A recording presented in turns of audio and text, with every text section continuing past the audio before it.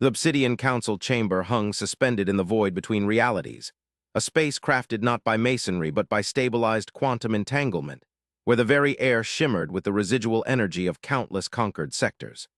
Three vast, crystalline arches, each kilometers high, intersected at the apex, converging upon a central dais where the high consuls of the Krill Imperium sat. The light within the chamber was a perpetual twilight, the illumination sourced from captured nebula remnants channeled through intricate energy matrices, casting long, distorted shadows across the polished, black silicate floor. A profound silence, heavy with the weight of millennia of dominance, pressed down upon the assembled delegates, the high strategists, the viziers of resources, and the ambassadors of the client systems. All eyes, or the sensory organs that served as such for the various attending species, were fixed upon the central viewport, which displayed a single, agonizingly slow progression, the approach vector of the species designated Terran. The prime consul, Xyler of the Sixth Synthesis, a being whose physical form was a lattice of interconnected bioluminescent threads contained within a protective, self-repairing exoskeleton of spun neutronium, shifted infinitesimally. The movement caused a low, resonant thrum to vibrate through the chamber, a sound felt more in the bone marrow than heard by the auditory receptors. Xyler's internal processors cycled through the established threat assessment protocols, each one returning the same unsatisfactory result: insufficient data, overwhelming anomaly. For generations, the Krill had managed the galaxy through predictable metrics: resource acquisition, military projection, sociological stability. The Terrans, these ephemeral, water-dependent bipeds from a marginal star system, defied every metric. They had erupted from their cradle with a velocity that suggested accidental propulsion rather than planned ascension. And now they were here, at the very threshold of the Imperium's established domain. The latest probe data remains inconclusive regarding their core motivations, stated Ambassador Vrel of the Drennan hegemony, his voice a dry, rasping friction synthesized through his environmental mask. Vrel represented the client states nervous about the potential disruption to the established order. Their vessels, these ships, exhibit propulsion signatures that violate the known parameters of efficient travel. They shed energy waste at an unacceptable rate, yet they arrive with alarming speed. It suggests either profound ignorance of applied physics or a capacity for energy manipulation we have not yet accounted for. Kalen, the high strategist, whose species possessed crystalline minds capable of calculating probability chains spanning centuries, projected his response directly into the shared synaptic field of the Council. Ignorance is a luxury we cannot afford to assign them, Vrel. We catalogued their initial interstellar expansion. It was less than 3 of our standard cycles ago. Such rapid development necessitates a fundamental understanding of reality that surpasses our own recent models. Consider the trajectory. Kalen emphasized the trajectory, which was a perfect, mathematically pure line intersecting directly with the Krill primary nexus world, ignoring all established navigation beacons, quarantine zones, and established diplomatic waypoints. It was an assertion of presence, silent but deafening. A challenge, then, observed Vizier Thrak, whose specialty was galactic logistics and population management. Thrak was a hulking, multi-limbed entity encased in dense, organic armor, perpetually concerned with biomass quotas. If they bypass all established protocol, they reveal a lack of respect for the structure that underpins galactic stability. Stability is predicated on predictable interaction. Their unpredictability is in itself a hostile act. We should deploy the deterrent protocols, a measured, non-lethal demonstration of superior force at the perimeter of the veil. A wave of agitated thought rippled through the assembly at the suggestion of immediate force. The Krill did not typically engage in overt displays unless absolutely necessary. Their power was maintained by the terrifying certainty of their eventual response, not the frequency of their initial reaction. Xyler filtered the emotional discharge, focusing his own immense processing power. The deterrent protocols are designed for species who react to threat with submission or desperate aggression. The Terrans have displayed neither. Their transmissions, when decoded from the primitive sonic patterns they utilize, are overwhelmingly focused on concepts of exchange, understanding, and mutual benefit. Concepts we have not been required to engage with in several millennia. The crux of the issue lay in the Terran psychological profile, or lack thereof. Krill psychohistorians had dedicated significant resources to analyzing the scant intercepted data, their art, their historical conflicts, They're strangely emotional forms of entertainment. They found dissonance, a species capable of self-annihilation through internal strife, yet capable of unified, focused effort against external, clearly defined threats. They were a thermodynamic nightmare, operating on unpredictable, high-entropy bursts of emotion that seemed to fuel astonishing feats of creation or destruction. They were, in short, illogical, and the Krill Imperium, built on the foundations of absolute logic, found this terrifying. Their ethics are the true enigma, spoke Consul Lyra, the youngest of the ruling body, her specialized field being cultural integration and historical preservation. We observed their last major conflict, a brief, localized struggle on their third terrestrial body. The documented casualty rates were statistically irrelevant to their total population, yet the species engaged in a profound period of societal reconfiguration afterward, focusing immense energy on remediation and psychological support for the survivors. They actively sought to mitigate the negative outcome of their own actions. This is inefficient. A successful predator does not mourn the necessary culling. Perhaps they are simply juveniles, Vrel offered, seeking to reduce the perceived threat to manageable proportions. We have managed juvenile species before. They are given boundaries, given resources, and they integrate or they are retired. Shall we assign a sector, offer them access to the Orion Spur raw materials, and stipulate the parameters of their continued existence? Xyler allowed a moment of profound, echoing silence to fill the vacuum, letting the sheer audacity of Vrel's suggestion resonate. To offer the Terrans a stipulated existence implied a subordinate role. The Terrans, by their very arrival vector, had refused to acknowledge the concept of subordination. They had crossed vast swathes of charted space, navigating through gravitational anomalies and dark matter concentrations that should have rendered their primitive shielding useless, all without requesting passage or acknowledging the existence of the Krill Imperium's established territorial markers. They simply arrived. We will receive their delegation, Xyler declared, the finality of the statement cutting through the remaining debate like a plasma charge. We will observe their physical presentation. We will allow them to speak their terms, and we will maintain a posture of measured, overwhelming preparedness. Kalen, I require real-time analysis of their biological responses. Lyra, prepare the universal translation matrix for contextual nuance, not just linguistic mapping. We must understand the intent behind their carefully constructed phonemes. Vrel, maintain the outer defensive perimeter at full readiness, but issue no engagement orders without my explicit simultaneous activation code. We proceed with caution, not arrogance. The viewport flickered, resolving the external approach from a distant cluster of faint lights into two distinct vessels. They were small, almost insultingly so, compared to the colossal Krill survey and defense platforms that dotted the sector. The Krill dreadnoughts were kilometers long, built to absorb supernova remnants. The Terran vessels appeared scarcely longer than a major Krill embassy shuttle. Yet they moved with an unnatural grace, decelerating from near-relativistic speeds into a perfect, stationary orbit around the designated diplomatic rendezvous point.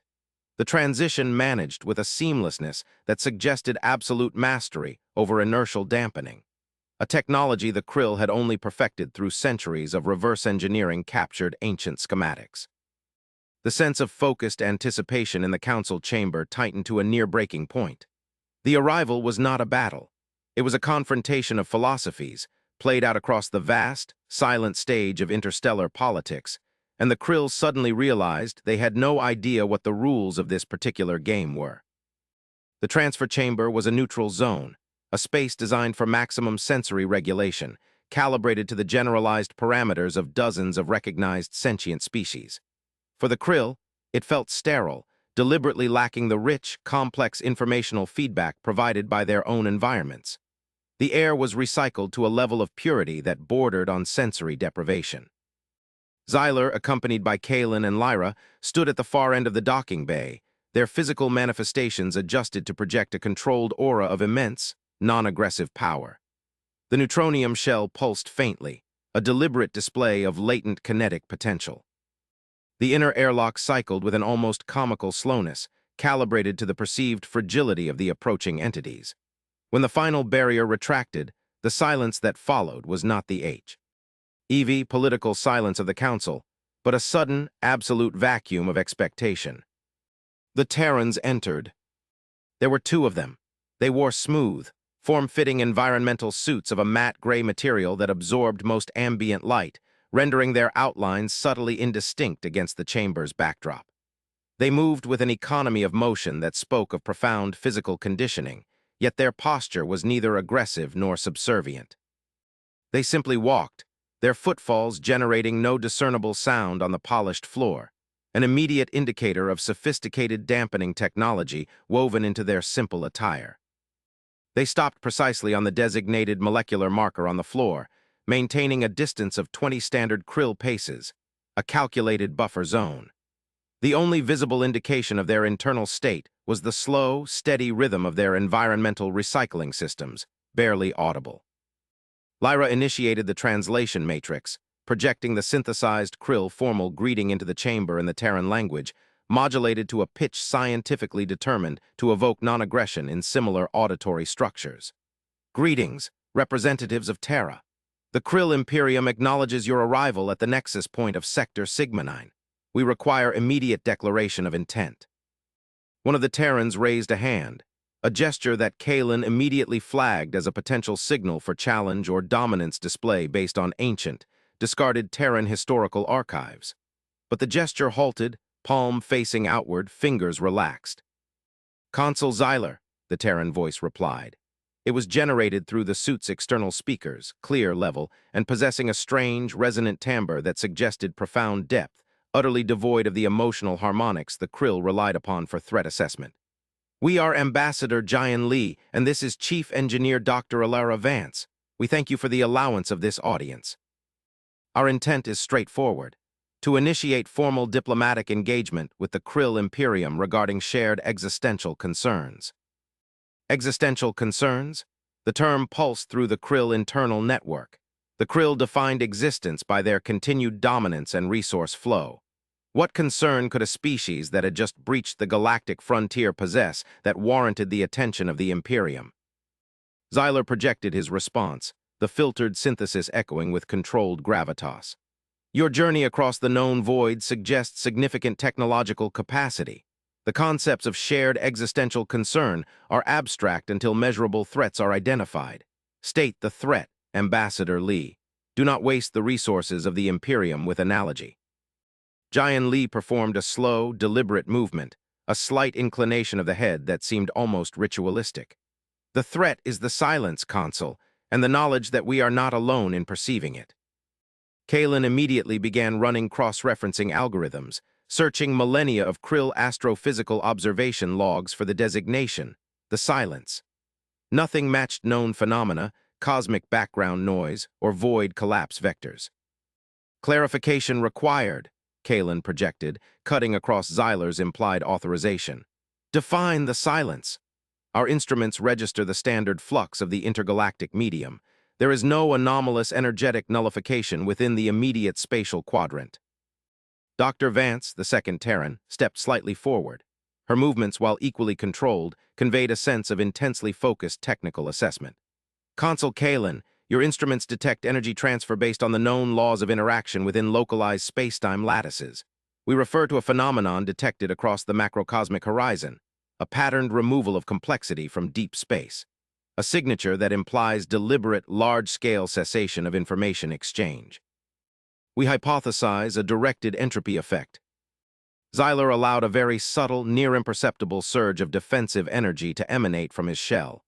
Entropy was the natural state, the ultimate victory of the universe. To suggest it was being directed was an accusation of cosmic warfare. "You propose an active intelligence manipulating the foundational processes of the universe," Xyler stated flatly. "A claim of this magnitude requires proof that transcends mere sensor readings. Our intelligence network monitors hundreds of thousands of stellar phenomena daily. We have observed no such organized pattern of decay." Jian Li gestured towards the viewport, which now displayed the interior schematic of the small Terran vessel that accompanied them, hanging patiently in the orbital plane. "That vessel is designated the Arbiter. It is not a warship, Consul. It is a listening post, powered by a harnessed zero-point energy differential. For the past 60 of your cycles, it has been analyzing residual wave signatures from the furthest regions of the galactic periphery, regions your Imperium has deemed resource-barren and thus irrelevant." Lyra leaned forward, her curiosity beginning to outweigh her political caution. And what have these irrelevant regions communicated? They communicated absence, Lee replied. We detected the death of civilizations across vast gulfs of space, not through kinetic impact, not through supernova, not even through localized heat death, but through a complete instantaneous erasure of their informational footprint. The light from their stars continues, but the complexity, the radio waves, the structured radiation, the very imprint of their societal structures on the local cosmos, it vanishes, replaced by a uniform, cold baseline. It is an excision. Kalen's internal processing spiked. If this were true, the effect would propagate. We would observe the leading edge approaching our position. Our deep field sensors show stability. That is the crucial distinction, Consul, Vance interjected, her voice gaining a sharp, didactic edge. Your sensors are calibrated for detection within established energy spectra. The phenomenon we observe, which we term the null wave, is not a wave of energy. It is a wave of non-energy. It consumes the very medium required for your detection methods. We only detected it because our propulsion system utilizes a low-level, structured field manipulation that caused a slight, anomalous flicker in the localized vacuum structure moments before the wave reached the observation point. A flicker that lasted less than a picosecond, yet was enough for the arbiter's dedicated processor to register an unnatural termination of background radiation. The Krill political structure relied on observable, quantifiable dominance. A threat that rendered measurement obsolete was, by definition, the ultimate threat. The arrogance of the Krill was rooted in their mastery of observable physics. This Terran claim suggested that mastery was fundamentally incomplete.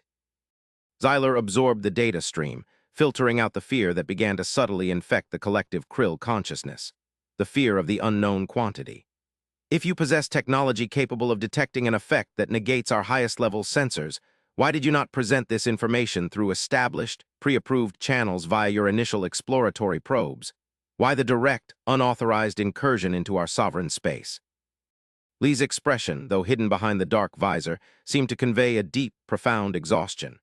Consul, when our preliminary scans indicated the extent of the silence, we calculated the time until its theoretical arrival at the nearest Krill periphery, approximately 112 of our Earth years. We then calculated the time required to successfully navigate your existing bureaucratic and communication protocols. The projection resulted in a certainty of systemic failure through administrative delay, followed by extinction. We chose direct, perhaps crude, communication because the stakes outweigh the elegance of protocol. This was the heart of the cultural chasm. The Krill valued stability, precedent, and the slow, deliberate machinations of empire. The Terrans valued immediate, necessary action, even if it meant violating ancient customs. It was reckless, yet born of an absolute conviction in the urgency of their findings. Your claim hinges on the validity of your own, unverified technology, Xyler countered, regaining his equilibrium. We cannot risk the security of the Imperium on the testimony of an untested variable. Then we offer the variable for study, Vance stated, her hand moving to a panel on her wrist housing. Ambassador Lee will offer the diplomatic framework. I will offer the scientific bridge. We offer you the data, the raw recordings of the null wave's termination signatures across 3 separate galactic arms. We offer the schematics for the zero-point engine that allowed us to perceive it. In return, we require access to your deep-spectrum cosmological mapping arrays, specifically those tuned to low-frequency graviton anomalies outside the standard galactic plane. We believe the leading edge of the wave is exhibiting subtle gravitational lensing effects that our current propulsion methodology cannot map with sufficient resolution. The proposal was audacious, immediate, comprehensive technological exchange, not as a subjugated tribute, but as a partnership between peers facing an external crisis. It shattered the Krill established hierarchy in a single, breathtaking moment. They had anticipated an appeal for clemency or a demand for resources. They had received a proposal for mutual defense against a cosmic predator. Kalen, Xyler murmured, the sound barely audible. Analyze the structural integrity of their zero-point schematics if they provide them. Lyra, begin correlating their observational data with our oldest theoretical models on quantum decoherence. The debate had shifted from a diplomatic threat assessment to an immediate, high-stakes scientific triage. The arrogance had been stripped away, replaced by a chilling recognition. The Krill, in their centuries of consolidating power within their own domain, might have become blind to the true contours of the cosmos. The next standard cycle was dedicated to the silent, intense cross-examination within the secure analysis nodes adjoining the chamber. Lyra, who specialized in cultural memory and philosophy, found herself increasingly drawn to the logic underpinning the Terran ethical framework. They were not driven by raw acquisition or territorial imperative. They seemed driven by the imperative of survival of information itself. Lyra stood before a holographic projection showing the intricate, mathematically elegant schematics of the Terran zero-point field generator. It was horrifyingly complex, utilizing principles of quantum entanglement manipulation that the Krill had only theorized about, often dismissing them as computationally unstable. Yet, here it was, functional, powering a vessel that had navigated thousands of light years. Ambassador Lee, Lyra projected, her tone now stripped of the official imperial resonance, leaning towards genuine inquiry. We have analyzed the core principles of your energy generation. It suggests that your species has moved beyond the necessity of traditional resource extraction for energy needs. This fundamentally alters the basis of galactic power dynamics. Why, then, maintain a military posture that seems geared towards localized defense rather than systemic expansion? Jian Li stood calmly beside the projection, his posture unchanged. Consul Lyra, we have observed the rise and fall of numerous stellar empires throughout our relatively short history of spaceflight. Expansion driven purely by resource needs inevitably leads to systemic overextension and internal collapse. If a species requires more matter or energy than its local cluster can sustain, it is inherently unstable. Our focus is not on gathering material. It is on maximizing sustainable information density within our own sphere of influence. Sustainability through isolation, Lyra challenged. The Krill Imperium maintains stability through controlled integration and enforced hierarchy. We manage the ebb and flow of conflict to ensure the overall survival of the whole, even if individual systems suffer necessary attrition. Lee turned, addressing her directly. Your attrition model, while logically sound for managing known variables, appears to be entirely unprepared for variables that erase the axioms upon which your logic is built. If the silence consumes the medium through which you exert control, your hierarchies become meaningless structures floating in a void. We do not seek isolation, we seek preparedness. And preparedness requires understanding the nature of the enemy, which, in this case, is the fundamental erasure of information. In the adjacent analysis bay, Kalen was wrestling with the raw observational data provided by Vance. The data streams were chaotic, patterns of residual energy fluctuation that hinted at a structure far more complex than standard cosmological noise. He projected a three-dimensional rendering of a section of deep space, focusing on the point where the null wave was mathematically projected to intersect the farthest Krill scouting posts. Dr. Vance, Kalen transmitted, his thought projection laced with professional respect tinged with deep analytical frustration. The gravitational lensing effects you describe, they are too weak to be caused by baryonic matter. If this entity is consuming the informational content of space, how is it interacting gravitationally with a measurable force? Vance tapped a sequence onto her wrist panel, overlaying Kalen's graviton map with a complex overlay derived from their proprietary analysis software. The null wave does not consume mass, Consul Kalen. It consumes interaction. It targets organized waveforms and collapses the potential space between particles, effectively smoothing out the wrinkles in the spacetime metric required for sustained energy propagation. The residual gravity you detect is not the wave itself, but the inertial wake created by the removal of vast quantities of structured quantum information. Think of it less as an object moving, and more as a region of reality being systematically deleted. The implications settled like a block of frozen antimatter in the chamber. If the Krill understood physics through energy and matter, and the Terrans understood it through information and potential, they were not just different species. They were operating on fundamentally different axioms of reality. The Krill were masters of the manifested universe. The Terrans seemed to perceive the mechanism underneath. Xyler, witnessing the rapid, non-adversarial synthesis between his most rigid strategist and the Terran engineer, felt the first stirrings of something alien to Krill political maneuvering, a nascent sense of awe. Ambassador Lee, Xyler finally projected, drawing the focus back to the diplomatic core. You offer proof and solution in exchange for access. This is transactional. We are prepared to fulfill our side of the exchange. However, we require an immediate, verifiable demonstration of the efficacy of your null wave detection technology against a controlled, localized threat simulation within our controlled space before we expose our primary sensor infrastructure to external access. Lee nodded, accepting the caution as entirely reasonable. Agreed. A controlled environment is necessary for calibration. We require a facility capable of generating a high-energy, short-duration, tightly focused exotic particle beam, one that can briefly simulate the informational density spike we seek to track. Dr. Vance has the parameters ready. This was the moment of commitment. The Krill Imperium, for the first time in living memory, was committing critical, high-level strategic assets based on the word of an external entity whose history was barely a flicker in the galactic timeline. The simulation facility, buried deep within the planetary mantle of the Krill core world, was a cathedral of extreme physics, designed to test shielding against rogue singularities. Dr. Vance, accompanied by a nervous contingent of Krill physicists wearing reinforced containment suits, moved with the quiet efficiency of someone who knew precisely what the limitations of the apparatus were. Vance set up a diagnostic array, a collection of small, faceted devices that pulsed with a low, rhythmic light, entirely unlike the massive, energy-intensive Krill instrumentation. "We are ready, Consul Kalen," Vance announced over the secured channel. "When your team initiates the particle burst, our array will begin recording the localized informational decay profile. We are looking for the signature flicker, the anomaly that indicates the vacuum is being momentarily depleted of informational potential." Kalen, supervising from a distant observation bunker, signaled the charge sequence. The facility groaned under the massive infusion of power. A core containment vessel, kilometers long, began to glow with unbearable intensity, accumulating the energy required to punch a temporary hole through localized spacetime.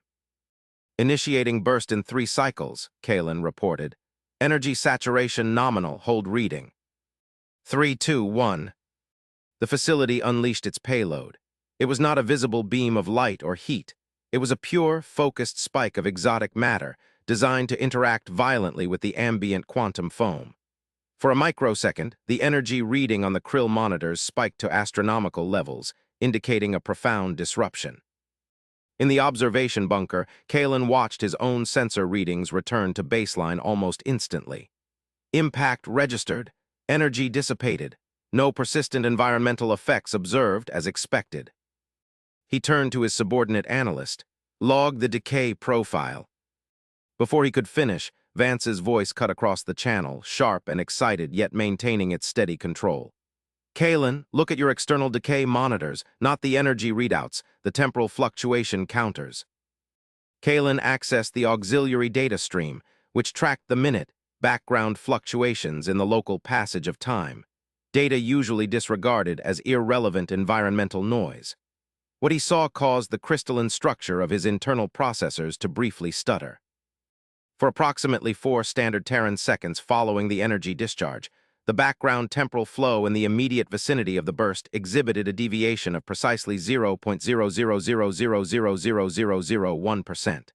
It was not a slowing or a speeding, it was a smoothing. The metric of time itself had become momentarily, infinitesimally, less complex. "The null wave effect," Vance confirmed, triumphant but restrained. "That temporary reversion to informational simplicity, that is the wake of the phenomenon we track across the void. Your powerful burst created a localized deletion event. We can measure the ripple effect when reality is forced to heal the absence of structure." The Krill physicists were silent, processing the implication. The Terrans hadn't just measured a far-off phenomenon, they had demonstrated the ability to recreate its underlying mechanism on a minute scale. Their technology was not merely advanced, it operated on a deeper level of physical reality than the Krill had previously conceived. Kalen transmitted his findings directly to Xyler. "Prime Consul, the data is irrefutable. Their measurement of the temporal smoothing effect is precise and reproducible. Their technology functions on a foundational level previously inaccessible to us. We must proceed with full cooperation." The meeting reconvened immediately in the council chamber, the shift in political gravity palpable. The delegates of the client systems were agitated, sensing the tectonic plate shift in the Imperium's security posture. Xyler stood on the dais, addressing the silent, massive hall, now focused solely on the two Terran figures standing opposite him. Ambassador Lee, Dr. Vance, the Krill Imperium acknowledges the validity of your preliminary demonstration, Xyler pronounced, the gravity in his voice carrying the weight of a civilization altering its course. We recognize the threat vector you describe is beyond our current analytical capacity. We accept the terms of engagement. The Krill fleet infrastructure will be made available for the integration of your sensor arrays. We commit our full computational power to mapping the leading edge of the null wave. In exchange, we require the complete, functional blueprints for your zero-point engine integration. Jian Li inclined his head again. Ambassador Li accepts the commitment, Consul Xyler. The blueprints will be transmitted within the cycle. However, before we integrate our systems, we must address the political reality of this alliance. He paused, allowing the weight of the next statement to settle. The null wave, based on our predictive models, will reach the furthest established Krill outposts, those zones you consider resource-barren buffers, in roughly 50 of your standard cycles. It will then begin consuming the informational structures of your client systems over the next 70 cycles, moving inward. Your current hierarchy, built on slow, deliberate control, will not adapt to that speed. We must integrate not just technology, but strategy. Lyra stepped forward, her philosophical interest now merging with tactical necessity. What strategy do you propose that is faster than our established defense matrix? Lee gestured to Vance. Dr. Vance will work with Consul Kalen to integrate the detection systems. Ambassador Lee will work with Consul Lyra to establish the new diplomatic framework. Consul Xyler, we require one further critical exchange of information, one that will define whether we can succeed. Name it, Xyler commanded, his patience entirely spent, replaced by a cold, demanding focus. Lee's voice dropped slightly in pitch, yet it resonated with profound importance. The Krill Imperium has maintained galactic dominance for millennia. You have encountered countless species, conquered systems, and cataloged astronomical history.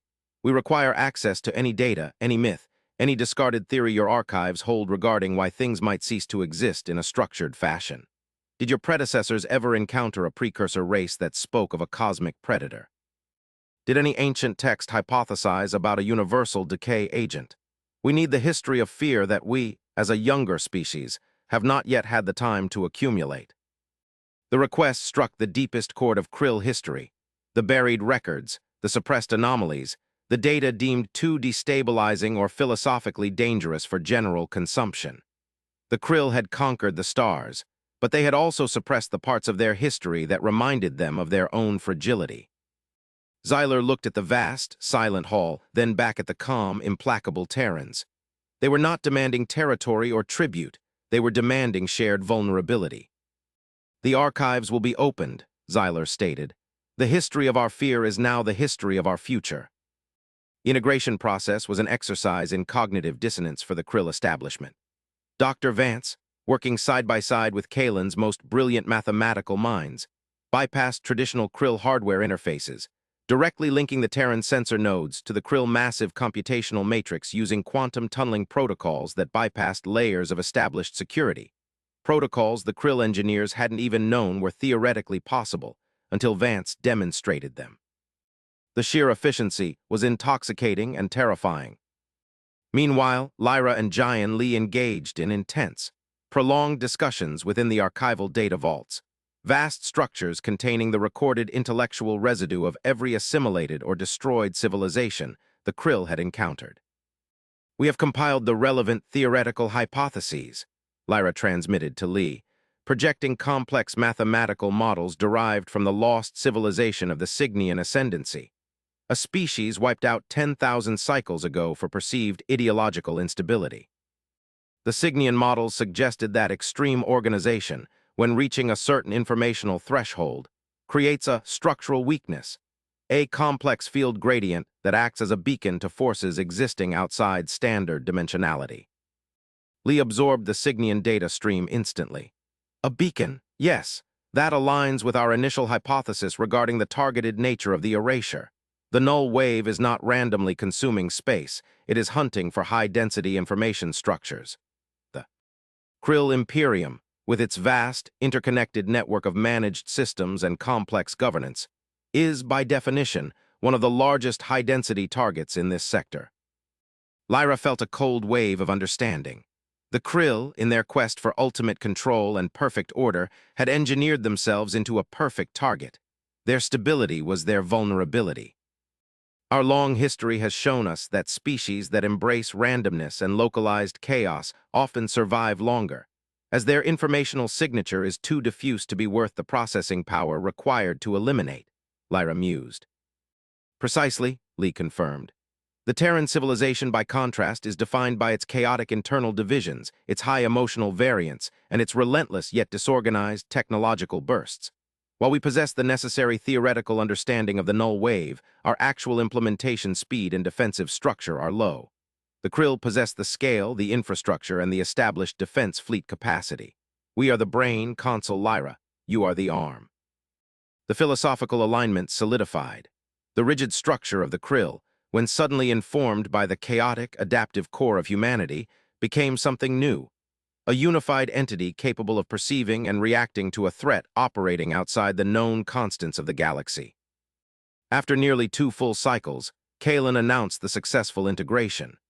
The Krill sensor network, now augmented by the Terran detection matrices, began painting a far more detailed picture of the encroaching threat. Prime Consul, Kalen's projection was urgent. The leading edge of the null wave has been confirmed. It is moving faster than our initial, conservative estimate predicted. The leading filaments are already passing the outer dark matter halo of the Centauri cluster, a zone we previously thought immune due to its low baryonic content. At this rate, the first peripheral Krill systems will be affected within 30 standard cycles. 30 cycles, not 100. The relaxed certainty that had pervaded the Krill command structure evaporated entirely. Xyler called the emergency mobilization of the entire Imperial fleet, an action unprecedented in its scope, a move usually reserved for the outright invasion by a known rival empire. Ambassador Lee, Xyler stated, addressing the delegation now standing beside him in the command center overlooking the deployment zones where Krill warships, the size of moons, were activating their drive cores. The commitment is absolute. We are mobilizing against this threat. What is the counter-strategy? How do we fight a wave of nothing? Lee stepped forward, drawing upon the combined analytical power of both civilizations now funneled through his mind. We cannot fight entropy directly, Consul. We must create an informational shield so dense, so complex, that the wave perceives the cost of processing the target as greater than the benefit of erasure. A diversion, Lyra whispered, understanding dawning. No, Lee corrected gently. A deliberate act of complexity generation. Dr. Vance and I have determined the exact informational density required to create a localized, no-target zone, a region so saturated with structured, randomized complexity that the wave recoils or passes around it.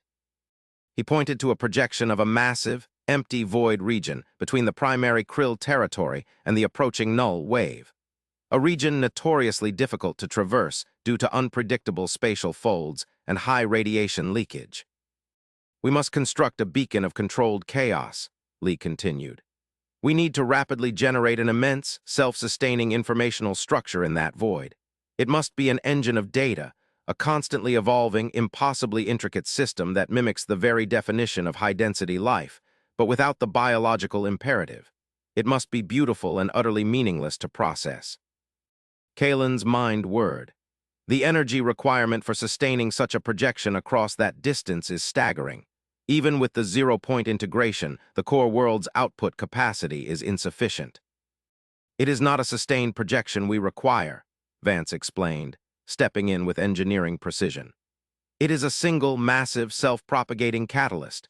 We need to deploy a core reactor, the largest one you possess, and overload it using our zero-point coupling, initiating a controlled, self-regulating cascade failure that will seed the void with the necessary complexity structure. It will consume the reactor entirely, but the resulting informational field should, for a limited time, act as a gravitational attractor for the null wave, drawing it away from established systems. Xyler felt the chilling calculus of the proposal. They were sacrificing a critical piece of their infrastructure, one of their primary power cores, vital for fleet command and planetary stability, to create a distraction large enough to save the entire sector. It was a level of strategic sacrifice utterly alien to Krill political dogma, which always prioritized the preservation of the existing power structure. The reactor we would sacrifice, Xyler stated carefully, naming the largest deep space power station in the Outer Rim, a structure housing the computational power of several entire client systems.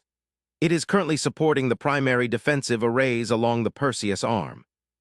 If the null wave reaches the Perseus arm directly, Lee countered without hesitation, those arrays will be irrelevant anyway. The wave consumes the very concept of defense. This is not sacrifice, Consul Xyler. This is triage based on the highest potential for future survival. We trade a known, localized anchor for the systemic survival of the whole. The decision was made in that moment, a silent, unified agreement forged between the empire of logic and the chaos of humanity. The path forward was clear. Build the lure, deploy the core, and pray that human complexity could outwit cosmic entropy. The deployment of the sacrificial reactor, designated the lure, was the most massive mobilization the Krill Imperium had ever executed, yet it occurred with a speed and focused efficiency that suggested they had been preparing for this existential crisis for eons. The fusion of Krill logistical mastery and Terran instantaneous engineering protocols allowed the assembly of the overload coupling in a fraction of the projected time. Kalen oversaw the physical coupling, monitoring the delicate process of integrating the volatile zero-point technology with the immensely powerful Krill energy core. The process was tense, filled with microscopic adjustments to prevent a premature informational cascade that would simply destroy the reactor before it could be deployed. In the adjoining comms hub, Lyra worked with Lee to finalize the Chaos Seed sequence, the emergent pattern that would define the informational shield. It was a masterpiece of randomized complexity, derived from analyzing the most profound, emotionally charged moments of Terran history, their greatest scientific leaps, their most devastating artistic expressions, their deepest philosophical contradictions, all compressed into a self-writing algorithm. The data suggests that the most repulsive concept to absolute entropic simplification is profound, unresolvable internal contradiction, Lee explained to Lyra as the final code blocks were verified. We are encoding the essence of the human condition into this shield, the simultaneous capacity for unimaginable cruelty and profound empathy, the drive towards destruction alongside the instinct for preservation. It is a mathematical paradox on a cosmic scale. A monument to cognitive dissonance, Lyra murmured, a strange, almost melancholy pride swelling within her structure. The Krill had sought perfect order. Humanity, it seemed, offered salvation through perfect confusion. 30 cycles passed in a terrifying blur of operational tempo. The null wave was now close enough that faint, localized gravitational distortions could be registered even on standard Krill deep-field sensors. A chilling, pervasive sense of wrongness settling over the edge of charted space. The lure, coupled with the Terran device, was propelled by a massive wave of Krill cruisers towards the designated deployment vector in the void. Deployment imminent, Kalen reported, his energy signature tight with anticipation. The lure is in position, zero-point coupling initiated, transitioning primary power control to Dr. Vance's sequencing. Vance confirmed the handover from the bunker. We have control of the cascade sequence. Consul Kalen, prepare to disengage your fleet assets immediately after initiation. The back reaction field will be intense. Jian Lee stood beside Xyler on the main bridge, watching the distant, glittering deployment field. Consul Xyler, this is the point of commitment. We must hope that the scale of our unified effort matches the scale of the threat. Initiate the sequence, Dr. Vance, Xyler commanded, his voice betraying no hint of the galactic fear that permeated every layer of the Krill hierarchy. Vance executed the final command. For a moment, nothing happened. Then the distant, massive Krill reactor core flared, not with the focused heat of a controlled burn, but with an impossible, multi-spectrum luminescence. It was a silent explosion of pure information. The reactor didn't simply detonate, it unfolded. The energy field expanded outwards, a sphere of impossible fractal geometry that immediately began feeding upon itself, generating complexity faster than the surrounding vacuum could absorb it. The light emanating from the newly formed chaos seed was not defined by wavelength, but by sheer informational content. It was painful to look at, a dizzying array of overlapping realities and self-referential data structures. Then the null wave arrived at the boundary of the expandy. NG seed. The effect was instantaneous and dramatic. Where the wave had been a smooth, terrifying advance, it hit the boundary of the chaos seed and fractured. The leading edge did not continue its smooth sweep. It buckled, rippled, and then, astonishingly, it recoiled. The informational complexity of the seed acted as a repellent. The wave did not dissipate. It bent around the generated field, its leading front carving a massive, temporary deviation around the artificial nexus of generated paradox. On the Krill tactical display, the projected path of eradication, which had been aimed directly at the heart of the Imperium, now showed a curve, bypassing the most densely populated sectors entirely, diverted into the relatively sparse, uninhabited regions of the deep void beyond. A wave of collective, silent relief washed over the Krill command structure, a sensation so foreign it almost overloaded their sensory inputs. It worked, Kalen breathed, his crystalline mind momentarily stunned by the brute effectiveness of the irrational solution. The divergence is holding. The central mass of the wave is being redirected. Temporarily, Lee stated, holding up a cautionary hand. The seed is consuming its own structure rapidly to maintain the counterfield. Based on the rate of decay, we have perhaps 90 of your cycles before the seed collapses and the wave corrects its course. We bought time, Consul. We did not win the war. Lyra turned to Lee, a profound sense of partnership settling between them. 90 cycles. That is sufficient time for a unified strategic deployment. We can now use the time bought by human chaos to implement a structural defense based on Krill order. Xyler observed the two delegates, the human ambassador, calm in the face of cosmic annihilation, and the Krill consul, whose rigid adherence to logic had been shattered and reforged by necessity. The fusion was complete. We move immediately to establish permanent defenses along the perimeter of the projected wave path, reinforcing existing systems with Terran observational shielding, Xyler declared, his tone now one of absolute command over a unified, if disparate, force. Ambassador Lee, Dr. Vance, your species has proven itself an unexpected yet vital element in the survival equation. You are integrated into the command structure. Your council is now law where it pertains to the nature of the threat. The alliance was cemented not by shared territory or conquest, but by shared imminent destruction. The subsequent decades were the most intensive period of technological and societal synthesis the galaxy had ever known. Krill industrial might was seamlessly merged with Terran theoretical physics. Entire sectors were repurposed, old strategic doctrines discarded. Krill defense platforms were retrofitted with informational dampening shields derived from Vance's work, and vast new computational networks were established to continuously generate increasingly complex, decentralized informational decoys to bleed the attention of the null wave. One cycle before the projected collapse of the primary chaos seed, the Krill and Terran command elements gathered for a final strategic review before the wave entered the proximity of the densely populated inner rim. The defenses are holding, Kalen reported, displaying the real-time simulation models. The wave is being fragmented by the defensive decoys. We are successfully delaying its advance, though the energy cost is immense. We have bought ourselves perhaps 300 cycles before the fragmentation fails to contain the core density. 300 cycles is sufficient time to establish generational protocols, Lyra noted, observing Jian Li. The ambassador had aged little. The Terran lifespan was relatively short, but his presence had lent an air of urgent, focused purpose to the entire Krill governance structure.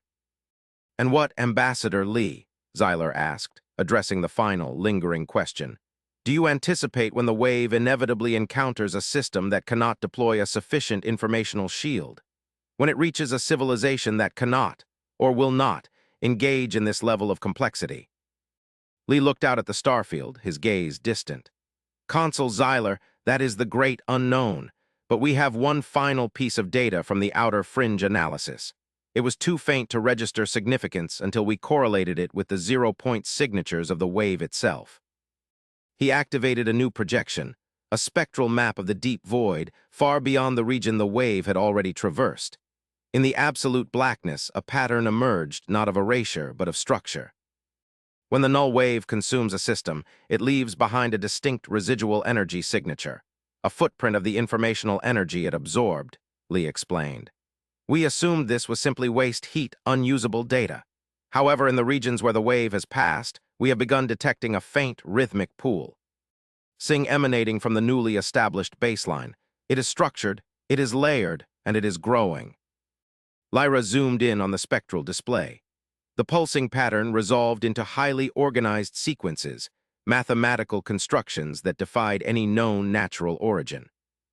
This is not entropy, Kalen stated, his analysis swift. This is organization arising from destruction. The wave is not a predator, it is a harvester. Precisely, Lee confirmed. It does not simply erase complexity, it processes it. It strips away the biological imperative, the emotional noise, the structural inefficiencies, and recondenses the remaining pure information into a new, hyper-efficient, stable architecture. The systems that fall to the wave are not dying. They are being converted into components for something infinitely larger. The silence that followed was deeper, more absolute than any before. The Krill had feared annihilation. The Terrans had feared erasure. Now they faced a cosmic reality where destruction was merely a phase in a vast, unimaginably slow process of universal reorganization, a transformation into a state of perfect, cold, and ultimately superior information. It is an ancient intelligence, Lyra whispered, connecting the dots to the oldest myths of the Krill elders, tales of the silent architects. They do not wish to destroy, they wish to refine. And the complexity we created, the chaos seed, Kalen added, his voice tinged with something akin to terror. It was so dense, so deliberately contradictory, that the wave could not process it efficiently. It was a massive computational overload that forced a systemic detour. You bought us time to organize, Lee concluded. But we are not safe simply by being chaotic. If the architects deem our resulting unified structure, the Krill-Terran alliance, to be sufficiently dense and complex, they will eventually return to assimilate the new data set. Xyler stood before the display, the weight of two civilizations resting upon his synthesized form. The Empire had faced down warlords, natural disasters, and internal decay. Now they faced the ultimate philosophical opponent, perfect order derived from perfect destruction. Then our task has fundamentally changed, Xyler stated, his voice ringing with renewed, terrifying resolve. We have learned from humanity that stability is a trap. We have learned from the architects that pure information is the ultimate goal. We will not allow our hard-won complexity, our very existence, to be processed into their cold, perfect architecture. He turned to the unified command staff, Kalen, Lyra, Vance, and Lee standing shoulder to shoulder. We do not fight to survive despite our complexity. We fight to survive because of it, Xyler announced. The Krill Imperium will not become a static.